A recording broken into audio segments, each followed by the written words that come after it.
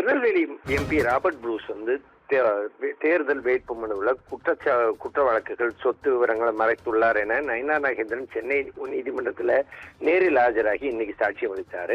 கடந்த 2024ஆம் ஆண்டு நடந்த மக்களவைத் தேர்தலில் திருநெல்வேலி தொகுதியில் காங்கிரஸ் தரப்பில் போட்டியிட்ட ராபர்ட் ப்ரூஸ் 1,65,620 வாக்குகள் வித்தியாசத்தில் வெற்றி பெற்றாருங்க. இவரது வெற்றியை பாஜக வேட்பாளர் நயினார் நாகேந்திரன் சென்னை உயர்நீதிமன்றத்தில் தேர்தல் வழக்கு தாக்கல் செஞ்சிருந்தாரு. இந்த வழக்குல ராபர்ட் ப்ரூஸ் தனது வேட்புமனுவில் சொத்து விவரங்களை மறைத்து அதே மாதிரி வழக்கு விவரங்களை மறைத்துள்ளதாக கூறப்பட்டிருந்தது. இந்த வழக்குல நயினார் நாகேந்திரனிடம் ராபர்ட் ப்ரூஸ் தரப்புல குறுக்கு விசாரணை நடைபெற்று வருகிறது. இந்த வழக்கு நீதிபதி ஜெயச்சந்திரன் முன்னைக்கு இன்னைக்கு மீண்டும் விசாரணைக்கு வந்த போது நயினார் நாகேந்திரன் நேரில் ஆஜராகி இருந்தார். அப்போ ராபர்ட் ப்ரூஸ் தரப்புல குறுக்கு விசாரணை செய்யப்பட்டது. ராபர்ட் ப்ரூஸ் தேர்தல் வேட்புமனுவில் எதையும் மறைக்கவில்லைனோ சொத்து விவரங்கள் குற்ற வழக்குகளை மறைத்துள்ளதாக அவர் கூறிய குற்றச்சாட்டு தவறானதுன்னு அப்படின்னு சொல்லி நயினார் நாகேந்திரனிடம் கேட்கப்பட்டது.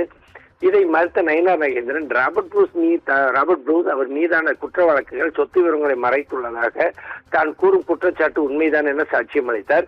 இதனை அடுத்து நயினார் நாகேந்திரனுடமான குறுக்கு விசாரணை நிறைவடைந்தது. இதன் பின் இந்த வழக்கின் விசாரணையை நீதிபதி வரக்கூடிய ஜூலை 23ஆம் தேதிக்கு தள்ளி வச்சிருக்கிறாரு.